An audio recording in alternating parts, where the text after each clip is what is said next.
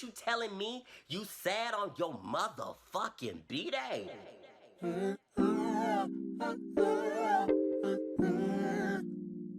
Yeah.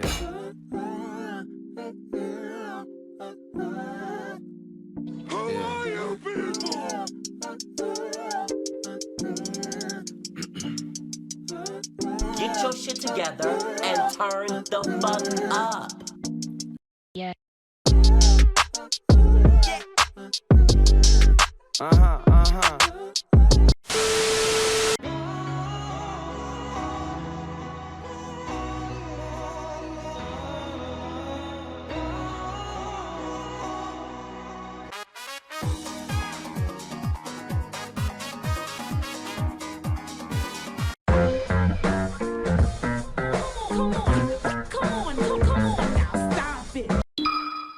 You know, as I get older and the years go on, I'm noticing how it's getting hard to be a Sonic fan with the constant amount of discourse and bitching online.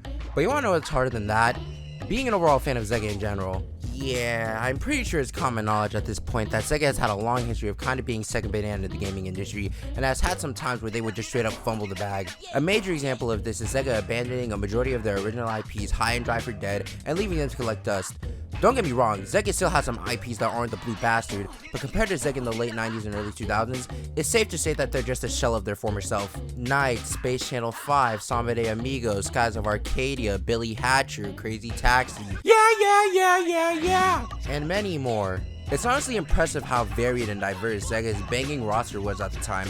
However, nowadays, it seems all that Sega has now is Mr. Needle Mouse, Japanese Gangster's Paradise, insert funny name for Phantasy Star Online 2 here, and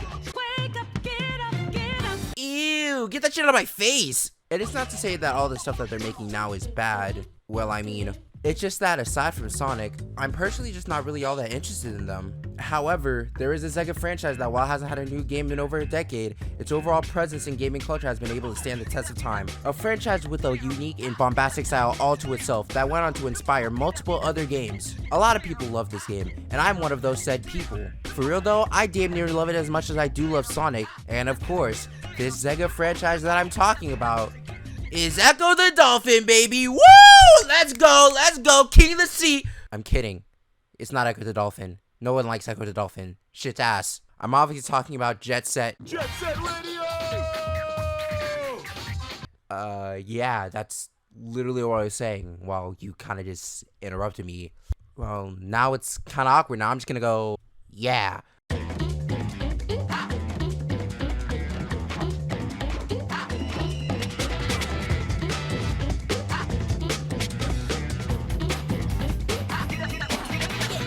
Releasing in Japan June 29, 2000, and in North America October 31st, Jet Set Radio, or Jet Grind Radio for niggas in the States, was released on the Sega Dreamcast and was developed by Smilebit, a division owned by Sega.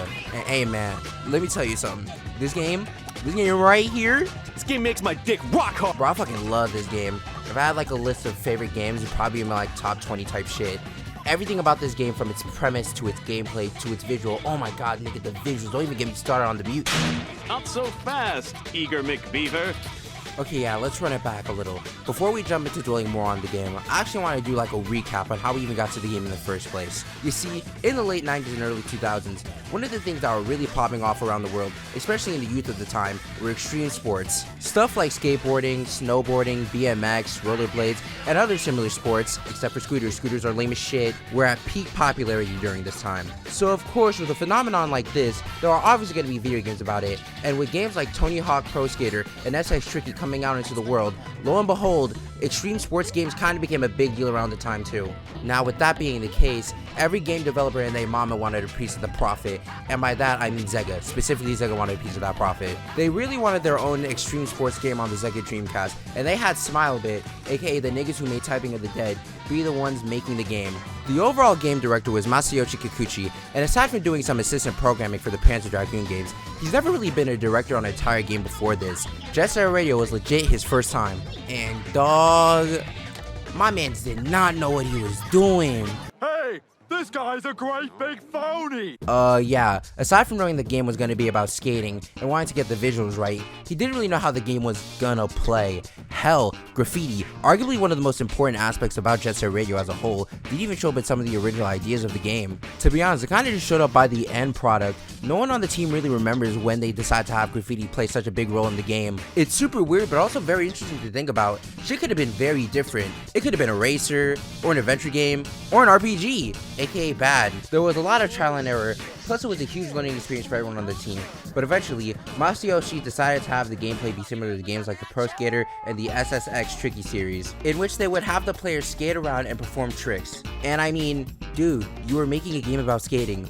Why wasn't that the first thing to come to your head? Pro Skater was like one of the most popular sports games at the time. Why didn't you just, do that? And however, Masayoshi didn't just want to make a knockoff of Pro Skater and call it a day. He wanted the game to stand out on its own, and he did two things in order for it to do so. The first was wanting everyone to pick up and play the game and have a fun time, so the overall controls were simplified compared to your average skate game at the time. The second thing was having the gameplay's visuals be unique, and having them stand out against its contemporaries. Although taking some aspects from the Pro Skater series, one of the things Masayoshi and the Smile Bit team have commented about is how they didn't really like how Pro Skater and games similar to it all went for more realistic graphics and grungy visuals. But don't get it twisted though, the whole grunge aesthetic and skating go hand in hand. However, it's not the only one though. There are others that they could have tried and implemented. That, and as technology improves, which also raises the standard for realism in games, some of these early games tend to look dated over time. And again, no shade to Pro Skater 2, that shit goes crazy. It's just that when you look at some of these models, my nigga, that's not Tony Hawk. That's that boy Timmy Ostrich, what the fuck? But hey man, I play. Tony, you like one of my favorite white people. You can't do anything wrong.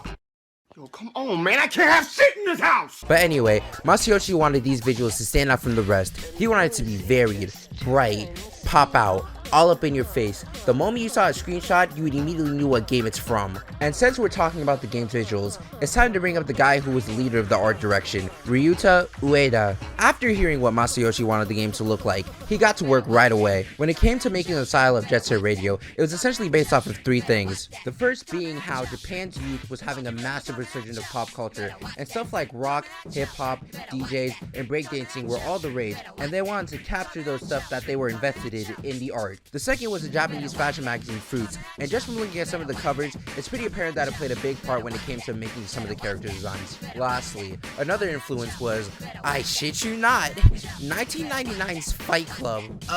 They liked how the movie was about rival gangs going against each other, and they liked the message of the little guy going against the man in big business, and I mean, sure, I guess? You know what, whatever. Anyway, two quick things to bring up is that when graffiti started to be implemented, they got artist Eric Hayes to do most of the graffiti art for the game. Also for music, they got Hideki Naganuma to compose for the game, and we'll get to him and the music later. For now, just know that a few years later, Twitter will be invented and he'll be known for tweeting shit like this. So yeah, with all that said, these four niggas and the rest of Smile Bit worked on the final product, that being the Jet Set Radio we know and blah blah blah. Okay, damn, enough talking about making the game.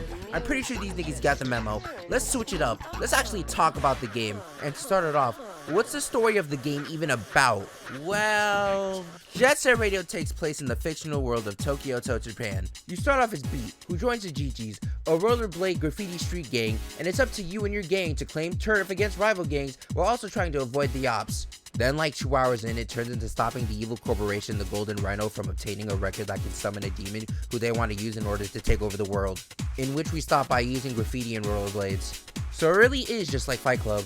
Okay, so the overall plot is kind of just out there, but to be honest, that's kind of what I really like about it. I know I said this game involves shit like rival gangs and the cost, but it's all in like a light-hearted sense. The other games consist of tech nerds, lame Godzilla cosplayers, and women who really be saying men ain't shit on Twitter. And the police are literally incompetent. The moment you spray paint the back of their commander or jump on a higher level of ground, they're completely out of commission. I guess the only threat would be the Golden Rhino, but they're really fucking up Tokyoto for a demonic record in which, spoiler alert, isn't even real. It's all pretty simple, but that's kind of the point. Like I said earlier, they wanted to make a simple game, and I'm pretty sure they succeeded. And just because it's simple doesn't mean it's not fun. And trust me, this shit is real fun. I love DJ Professor K. He's the head of the underground radio station, jetsetradio. Hey, wait a minute. Haha! He also kind of doubles as the overall narrator for the story, and dog, talk about a hype man for real. The VA for Professor K delivers his line with such energy and feeling. It's always fun seeing him describe what's going on in this wacky ass story. Also, the GGs are such a cool bunch of characters.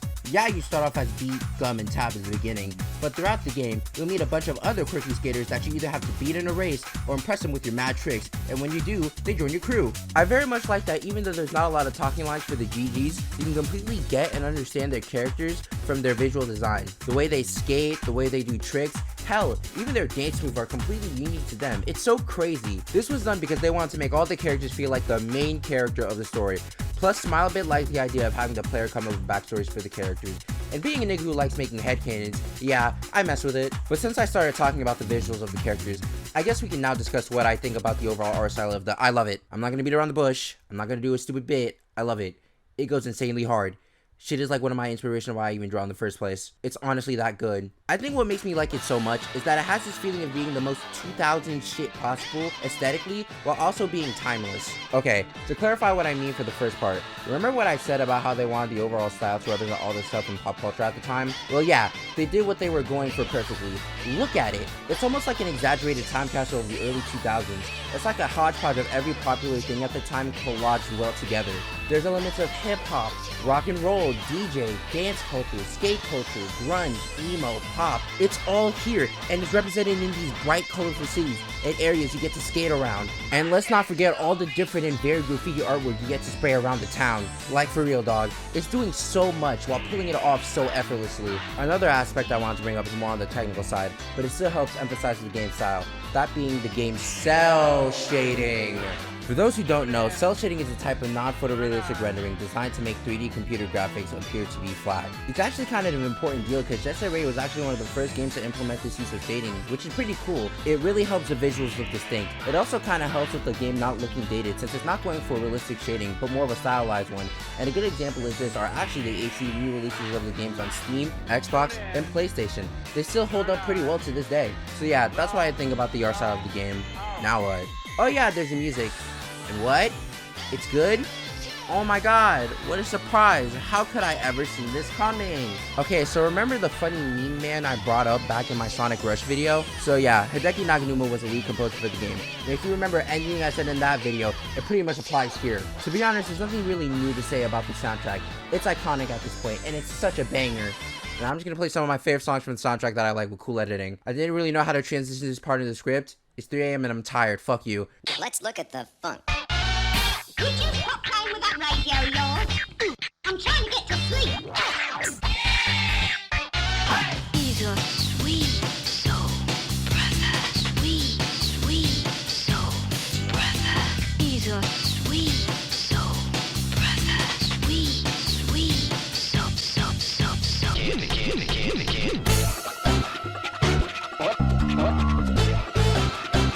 What's going on? What? I don't understand what's going on here. One thing I just love is that every song in the game has like a mini transition to the next one, because they're like trying to sell the idea that it's all being played on Professor K's radio station, which is honestly really cool. Like there's honestly two things you need to know about the man Hideki. One is that this man really be strip posting on Twitter like his life fucking depends on it, and two, he's really the master of funky fresh beats. Actually, another thing I want to bring up about the soundtrack that I don't really see a lot of people talk about is some of the licensed music. They actually got some indie rock bands and hip hop artists to contribute to some of the game, and they're just as good as some of the original tracks. I couldn't imagine the game without them. Songs like Bout This City by Reps, Recipe for the Perfect Afro by Future Cast, Super Brothers by Guitar Vader, Improvised by Jurassic 5, and many more are also complete bangers. I would play them, but YouTube would literally break a nigga's kneecaps, and last time I checked, I like walking. Anyway, the last thing I want to talk about is the gameplay. Wait, I'm now just starting to talk about the gameplay? How long has this video been going on for? 14 minutes? What the fuck? Tahj Talks, more like Tahj can't get to the fucking point. Y'all really sure I'm on the come up? Shit. But I mean, to be honest, there's not really much to say about it. It's pretty simple, and that's not a bad thing.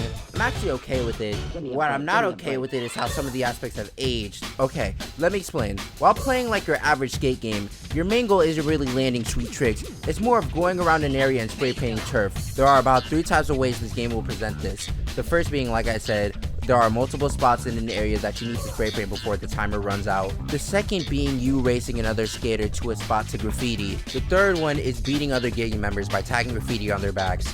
Heads up, this is the worst one. Okay, so I guess I'll use this to talk about the game field. So I said the game is kind of aged, but it doesn't mean it's unplayable. It just takes some time getting used to. So compared to other skate games, Jet Set Radio is floaty, like wave floaty. You press jump and you're up there for a minute. Also, unlike other basic skate games trick systems, in Jet Set Radio you kind of have to time your jump right, and then the trick is done automatically. This also applies to grinding, in which you just jump on the grind and you do it automatically. And you know what? I'm honestly fine with that. It's the camera I'm not fine with. Specifically, the button to reset your camera and the button to do graffiti are mapped on the same button. Granted, in the Steam release, they set camera controls to the second analog stick, but only when you make a complete stop. And last time I checked, you kind of have to move around. It's just kind of annoying when you're at a spray paint area and the camera just resets out of nowhere. However, like I said, it'd honestly be my only gripe with the gameplay. When you get used to controls, it's a fun time, and all of the levels are all fun to traverse through. But overall, yeah, that's Jet Set Radio, and this shit rules. From when I played it for the first time when I was 13, on my old shitty PC, to now, when I'm playing it on my slightly better, but still shit PC. But for real, niggas been struggling.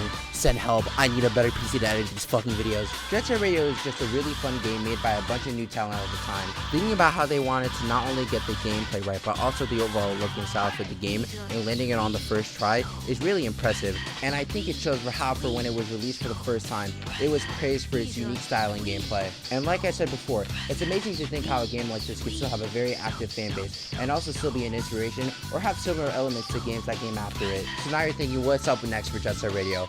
Well, you see, after the game released and all the positive reception, the Dreamcast still bombed and became a third-party company. But it's cool because in 2002 they made another game called Jet Set Radio Future. And don't worry, we'll talk about this one later. Also released the game on Steam, Sega. It's been 20 fucking years. What else? Oh yeah, Smile Bay got shut down in 2003. Wow, this wrap-up has been having a lot of ups and downs. But hey, I mean, at least it ends on a positive, because 5 months ago, Masayoshi Kikuchi returned working at Sega again. So who knows, maybe there'll be more Jet Set Radio in our future. This has been Tahj Talks, and on the streets, there's no such thing as the end. He's a